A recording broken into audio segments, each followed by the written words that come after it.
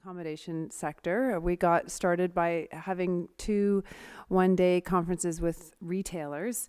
And I think your needs are similar in the sense that you want to know what's going on in the electricity sector. You want to know what types of incentive programs are available. You're interested in maybe some of the new technologies that are coming out that can help you in your business. You want to hear what your peers are doing. This is always my favorite part of the agenda, is to hear the great things that some organizations are already out there doing, hopefully that you can learn from or be inspired by. And we want to hear back from you today. So Fatima is going to meet each one of you individually, she says. That's a challenge I guess I will try and meet. And but we're also going to have at lunch, have someone at your table to sort of help guide a conversation, take notes. Please do participate in that, because we're really going to take that feedback, collect it, do a report, share it with others at the IESO, with utilities and in the industry. So so thanks in advance for giving us some of your time and ideas. After we had the retailer event 18 months ago, I wanted you to know that we have formed a council, a retail and hospitality energy advisory council, and Fatima is a great advocate for you guys. She was always sort of on us, asking questions, pressuring for change, and we have, you know, similar type of representation from the retailer side. So we formed this council where we share information, think about what we can do to help the sector. We've got a couple of the local utilities involved, so Toronto Hydro, Newmarket Hydro, the IESO, and lots of customers, individual or businesses as well, sharing and giving us information. The point of the council is to inspire, learn, and create a cooperative environment, resulting in broad uptake of existing and new conservation initiatives within the retail and hospitality sector.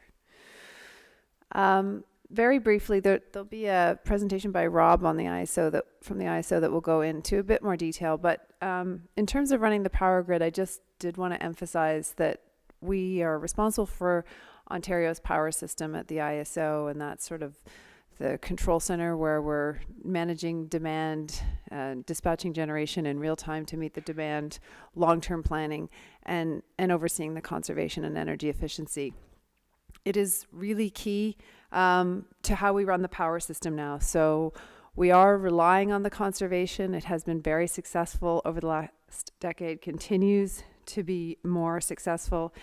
And what the long-term goal of the province is, and so far we're actually on track for that, is to offset any energy growth in Ontario with conservation. So basically we would be looking at sort of flat usage even as the province grows, because we'd be offsetting any growth with conservation. And the president of Toronto Hydro gave a talk last week, and he said, indeed, that is what they are experiencing in Toronto. So despite all of the new buildings you see going up, the overall energy use in Toronto electricity use is not going up because it's being offset with the conservation work that's being done. It is our cleanest resource. It's actually the cheapest resource. That's why we have the incentives available, and that's why we need people like you continuing to come to events, to participate in programs, to take advantage of the incentives. It is an opportunity for you to invest in your business. I guess with the minimum wage, it's harder to find ways to reduce costs. Hopefully you'll learn this morning, energy is possibly a more controllable cost than you might have realized. There is lots of opportunity to do stuff. A lot of you may have done lighting, and I think the next challenge is to figure out what you do if that's all you've done beyond a lighting project. So the numbers, I said we're meeting this goal. We actually have a target out to 2020 of 8.7 terawatt hours, and probably a somewhat meaningless number, but again, it's really basically offsetting all of the growth in electricity use we might see. This framework that we're in actually also offers stable funding, so out into the end of 2020 for certain. That's committed money available out into the end of 2020 for electricity incentive programs. And the government's long-term energy plan is shown an ongoing commitment to conservation. So I think we'll see also commitment to funding beyond 2020.